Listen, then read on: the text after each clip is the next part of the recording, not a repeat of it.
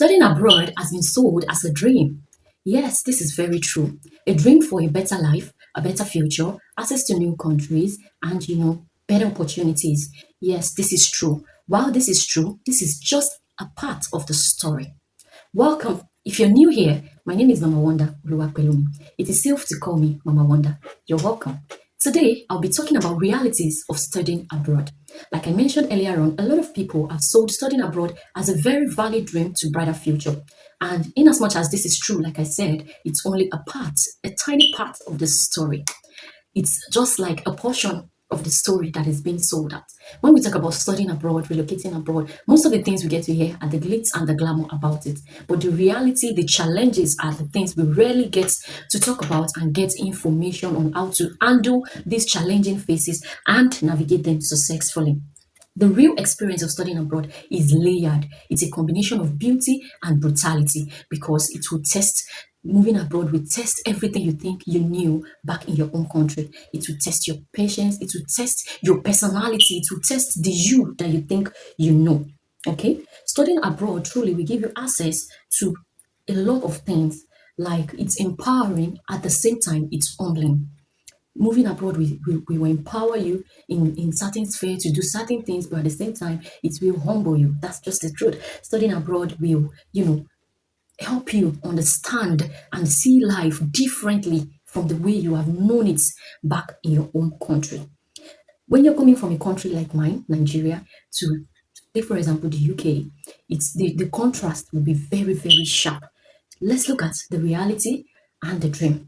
You have a dream to get a better education. Yes, a better education you will get, but it comes with a lot of academic pressure and pressure on your finance. That is the reality. You're going to go through a lot of academic pressure while studying abroad. It will give you international exposure. Be prepared also for cultural shocks. As you're getting your international exposure, you're getting cultural shocks. Things you never knew existed. You get to see them and you're like, wow, that is what relocating will do for you in reality. You get as you get the international exposure, be prepared for cultural shock. Financial independence, yes, that's true. You get financial independence, but then prepare for loneliness because over here it's not like back home in Nigeria where everybody's in everybody's business, if that makes sense. Everybody's in everybody's business. You get to interact with people, a lot of interactions, a lot of people around. Here, it is not like that. When I'm talking about studying abroad, I'm talking about moving to other countries generally, both the popular study destinations that people move to and the unpopular ones. It's virtually almost the same lifestyle over there. You understand? Yeah, it's virtually almost the same lifestyle. You have financial independence, but then what about the loneliness? Recently, I followed my sister to drop my niece in school, and then we passed a river, and I saw nice boats and on the river, and I was asking her, do people go on boat cruise on this river? And she was like, yeah, during the summer people go on boat cruise. You see people around, and I was like, do you have an idea how much it costs? She was like, no, I've never been there. I've never gone there to. I was like, why not? You can try. And she was like, where is the time? Like, where is the time? Where is the time? And she was like, things like this, you can't go alone. You won't enjoy it. It's better enjoy it with friends, family. So where will you get? Where are you gonna? There are people that will go with you when everybody's chasing shifts, and I was like, wow. So financial independence, yes, you have the money, but then the time to even socialize, connect with people, network, and all of that might not necessarily be there. You just have to learn to adjust to that life of work, work, work, back home, rest. That's the schedule of most people, except you're now ready to you know adjust and readjust yourself. Some people get around with it, connecting with communities, making friends, and all of that to help them handle the loneliness. Okay, better education, it comes, I said it earlier, it comes with heavier academic pressure and financial implications on your finance. You're gonna feel it on your finance, right? Then transformed life, yes, you get a transformed life, and it comes with discomfort. Transformation does not happen in your comfort zone. You want to transform life, then you must be prepared for the inconveniences that will come with it. Studying abroad is not a magic upgrade button like most people see it. It is not a magic upgrade button.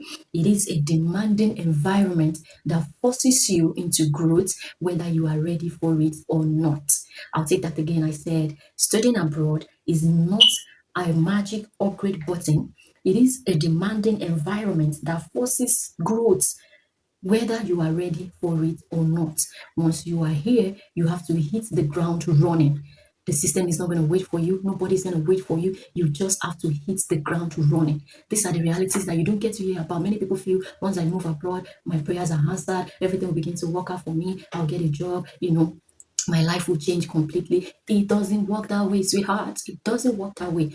Moving abroad is getting yourself into an environment that is demanding, that will place pressure on you to grow, to develop yourself. Talking about self-development, I've been applying for jobs recently, and the kind of certifications, the kind of documents they're asking from me, I'm like, wow. I'm a graduate. I have my bachelor's of arts in education, and it feels like I didn't even go to school. Honestly, the way I felt at some point feels like I didn't even go to school, because the kind of certification they're asking for, I'm like, what is that one again? Where do I get that?